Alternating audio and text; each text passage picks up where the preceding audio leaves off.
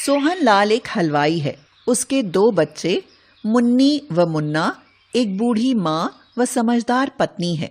वह स्वभाव से ही कुछ कड़क व लालची था। अरे अरे, क्या कर रहे हो?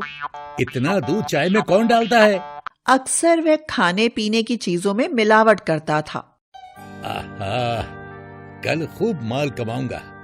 कल के लिए मैंने इतनी सारी मिठाइयाँ बना ली हैं। अरे ये क्या?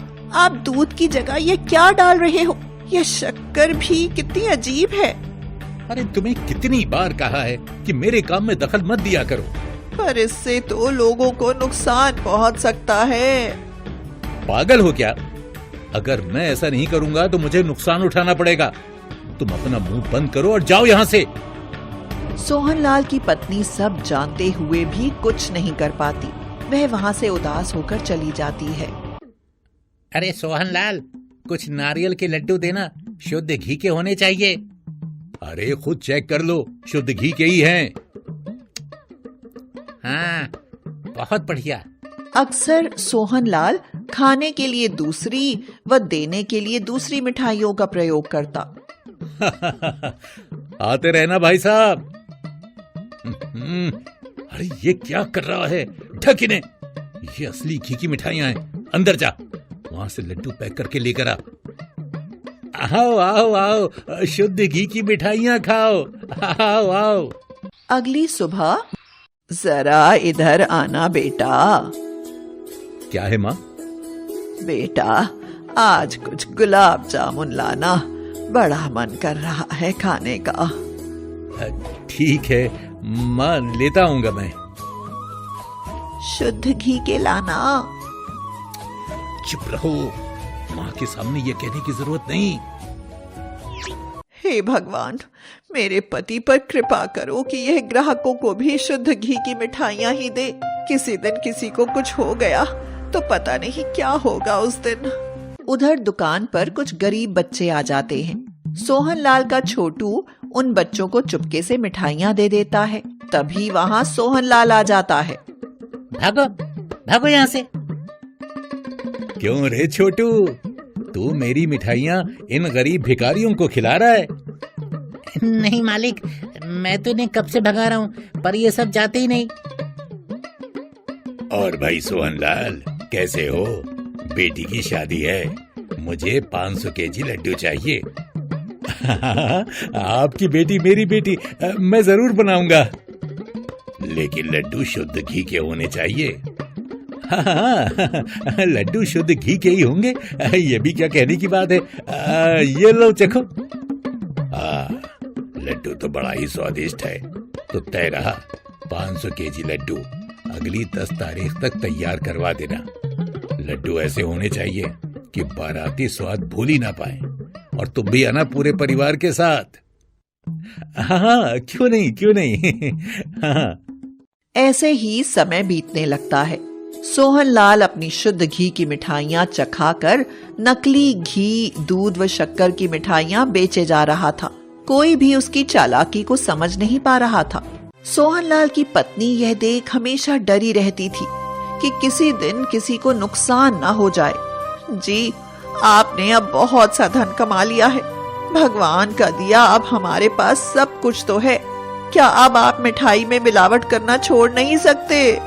अरे आहिस्ता बोलो, कोई सुन लेगा। और ये सब मैं तुम्हारे सबके लिए तो करता हूँ।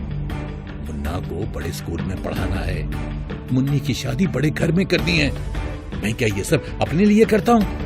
पर सोहनलाल की पत्नी छोटा सा मुंह लिए वहां से चली जाती है और भगवान से कहती है, हे भगवान, मेरे पति को सही राह दिखाओ। समय बीतने लगता है। देखते ही देखते शादी का दिन नजदीक आ जाता है। अरे और डालो, पता है ना 500 केजी लड्डू बनेंगे, इतने में क्या होगा? मालिक, पर इससे खाने वाले को नुकसान पहुंचेगा। अरे वहाँ शादी में और भी बहुत सी चीजें होंगी खाने के लिए, हैं? लोगों को समझ नहीं आएगा, और वैसे भी शादी ब्याह में लोगों का पेट खराब हो ही जाता है। छोटू सोहनलाल की बात सुनकर भी कुछ नहीं कर पाया। वह जैसा व जितना कहता है वह नकली घी, दूध व पाउडर, शक्कर डालकर लड्डू बना देता है। अगली सुबह ग्राहक दुकान पर आता है। सोहनलाल फिर शुद्ध घी के लड्डू चखा देता है। भाई वाह, क्या खूब स्वाद है। सारे लड्डू घर पर पहुंचा देना। याद है ना, शाम को पूरे परिवार के साथ आना भी है। हाँ हाँ हाँ, जरूर जरूर, मैं पूरे परिवार के साथ आऊंगा। शाम को तैयार होते हुए सोहनलाल अपनी पत्नी से कहता है, याद रहे वहाँ शादी में माँ या बच्चे कुछ भी खाएं, याद रहे लड्डू ना खाएं। पत्नी बड़ी हैरानी व परेशानी से देखती है। अरे अब चलो भी। सभी शादी में पहुंच जाते हैं। अरे आओ आओ सोहनलाल, ये लो मुंह मीठा करो। अरे नहीं नहीं नहीं, ये आप बारातियों को खिलाओ, मुझे नहीं। अरे बाराती भी खाएंगे, अपने हाथ के बने लड्डू तुम भी तो खाओ। ऐसा कह मदन एक लड्डू सोहनलाल के मुंह में डाल देता है। अच्छा, तुम खाना खाओ, मैं भी आता हूँ। सोहनलाल बाहर जाकर लड्डू थूकने लगता है। अरे क्या हुआ? ध्यान रखना, बच्चे और माँ लड्डू ना खाएं। यह देख सोहनलाल की पत्नी बहुत ही परेशान हो जाती है और कहती है, चलो अंदर चलकर सबको सच बता दो। अरे पागल हो क्या, मेरा पूरा नाम खराब हो जाएगा, अब तुम चुप रहो। इतने में एक शोर सुनाई देता है। सभी अंदर भाग कर जाते हैं। सोहनलाल की माँ बेहोश पड़ी होती है। माँ माँ माँ, क्या हुआ माँ? पता नहीं दादी माँ को क्या हुआ। मैंने दादी माँ को 4-5 लड्डू लाकर दिए थे। उन्हें मीठा बहुत पसंद है ना, लेकिन 2-3 लड्डू खाते ही दादी माँ बेहोश हो गई। सोहनलाल, लड्डू तो तुम्ही ने बनाए हैं ना, तो लड्डू खाकर क्या हो सकता है? रुको रुको रुको, कोई भी लड्डू नहीं खाएगा। लड्डू नकली घी, दूध, पाउडर व शक्कर के बने हैं। मुझे माफ कर दो, मैं अपना गुनाह स्वीकार करता हूँ। सभी यह बात सुनकर हैरान हो जाते हैं। सोहनलाल, ये तुम क्या कह रहे हो? तुमने तो मुझे असली घी के लड्डू खिलाए थे ना? हाँ, मैं अक्सर असली घी के लड्डू खिलाकर नकली सामान से बने लड्डू बेचता था। ग्राहक को पता भी नहीं चलता था। इस बार ज्यादा लड्डू बनाने के लालच में मैंने नकली सामान की मात्रा ज्यादा कर दी। मुझे माफ कर दो। माँ, क्या हुआ? सोहनलाल की माँ इस दुनिया से चली जाती है। हे भगवान, मुझे मेरे गुनाहों की सजा दो। मेरी माँ को नहीं, इनका कोई दोष नहीं था। यह तुम्हारे गुनाहों की ही सजा है जो तुम समझ नहीं पाए। जो लोग तुम्हारी मिठाई खाकर बीमार होते थे वे मर जाते होंगे, वह भी किसी की माँ व बच्चे होंगे।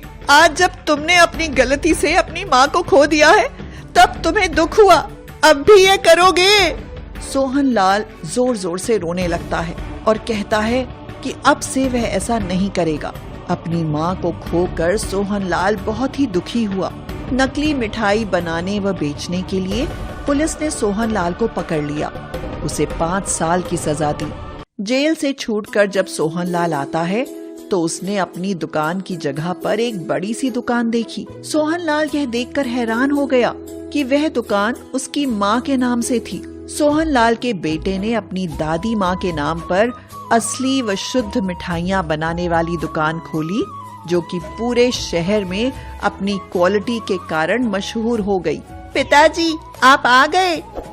हाँ बेटे, मेरे अच्छे स्वभाव के कारण मुझे जल्दी रिहाई मिल गई। अगर मैं ये पहले ही समझ जाता तो आज तुम्हारी दादी भी होती। पिताजी, दादी तो अब हर शादी, ब्याह और परिवार का हिस्सा है। ये हमारी शुद्ध मिठाइयों की दुकान पूरे शहर के घर घर में मशहूर है। सोहनलाल बहुत ही खुश होता है। वह समझ जाता है कि ईमानदारी व अच्छाई से भी इंसान बड़ा बन सकता है। ढाक वाली गांव में एक गरीब किसान रहता था। उसके 2 बेटे व एक बेटी थी। दोनों बेटे बहुत ही आलसी थे। वे कभी कोई काम नहीं करते थे। ना ही परिवार की कोई जिम्मेदारी उठाते थे, जिसकी वजह से किसान बहुत ही परेशान रहता था। लेकिन किसान की बेटी बहुत ही बुद्धिमान थी। वह घर के सभी काम करती। अरे बेटे, पास के गांव से कुछ सामान लाना है, क्या तुम ले आओगे? हाँ, यहाँ ठीक है, यहाँ कोई मुझे परेशान नहीं करेगा, आराम से सोऊंगा। ऐसा कह सोहन सो जाता है। उधर देर रात घर पर सभी इंतजार करते हैं।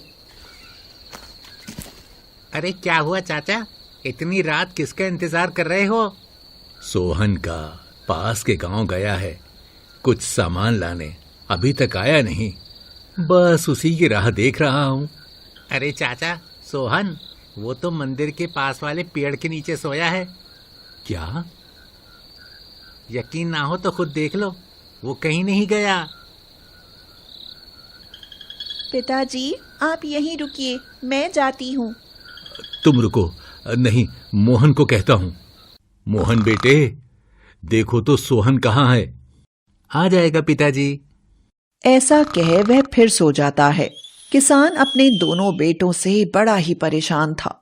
दोनों बहुत ही आलसी थे, जिसकी वजह से किसान का भारी नुकसान होता था। एक बार किसान बहुत ही बीमार हो जाता है, लेकिन दोनों के कान पर जूं भी नहीं रेंगती है। तभी किसान की बेटी दोनों को सुधारने के लिए एक उपाय सोचती है। पिताजी, जो हमारा सोना था वह आपने कहाँ रखा है? खेत में, जब भी जरूरी हो तो खेत की खुदाई करके निकाल लेना। ठीक है पिताजी। यह सब दोनों सुनते हैं। अगली सुबह ही दोनों खेत की खुदाई करने लगते हैं। शाम तक वो दोनों पूरा खेत खोद देते हैं, पर उन्हें कुछ नहीं मिलता। दोनों गुस्से में घर की ओर जाते हैं। जैसे ही वह घर के दरवाजे के पास पहुंचते हैं, पिताजी, कल आपने बताया था कि सारा धन खेत में है, लेकिन मुझे कैसे पता चलेगा कि वह किस जगह है? बेटी, उसके लिए तुम्हें उसमें बीज डालना पड़ेगा और पानी देना होगा। जब तक पौधे बड़े ना हो, जिस जगह धन होगा वहां पर कोई भी पौधा नहीं आएगा। यह सब दोनों सुनते हैं। अगली सुबह दोनों खेत में बीज डालने लगते हैं। अब हर रोज वह जाते, खेत में पानी देते, ताकि पौधे जल्दी जल्दी आ सकें व वो दोनों धन ले सकें। समय बीतने लगता है। देखते ही देखते सारे खेत में धान के पौधे आने लगते हैं। कुछ दिनों में वह बड़े भी हो जाते हैं। दोनों खेत में वह जगह खोदते हैं जहां पौधे न उगे हों, पर ऐसी कोई जगह नहीं होती। दोनों फिर गुस्से में घर जाते हैं। घर पहुंचते ही सुनते हैं, पिताजी, पौधे तो सारी जगह उगे हैं, धन कहाँ है? बेटी, उसके लिए तुम्हें सारे पौधे काटने पड़ेंगे। जहां धन होगा वहां के पौधे बड़ी मुश्किल से निकलेंगे। दोनों ये सुन वापस खेत जाते हैं। देखते ही देखते सारा धान कट जाता है। किसान व किसान की बेटी वहां आते हैं। पिताजी, आपने कहा था खेत में धन है। हम दोनों ने वो सब किया जो आपने कहा। खेत की खुदाई की, बीज डाला, पानी देकर पौधों को बड़ा किया, यहाँ तक कि अब उन्हें काट दिया, पर धन कहाँ है? किसान हंसने लगता है। तभी वहां गांव का जमींदार आता है। धान को देखकर वह सारा धान खरीद लेता है और बदले में बहुत सारा धन देता है, वह चला जाता है। पिताजी, ये क्या है? वो धन कहाँ है जो आपने कहा? किसान हंसने लगता है। भैया, यही वो धन है जिसकी हम बात कर रहे थे। आप दोनों ने जो मेहनत की, उससे यह धन खेत में की गई खेती की वजह से हमें मिला। दोनों हैरानी से एक दूसरे को देखने लगते हैं। वह तब उनको समझ आता है, खेत से धन लेने के लिए खेती करनी होती है। पिताजी, अब हम समझ गए कि बिना मेहनत किए कोई धन नहीं मिलेगा। आज के बाद हम कभी आलस नहीं करेंगे, हम जिम्मेदारी से खेती करेंगे। इस तरह किसान की बुद्धिमान बेटी अपने दोनों भाइयों को सुधारती है। सभी बहुत खुश हो जाते हैं। वह फिर खुशी खुशी रहने लगते हैं।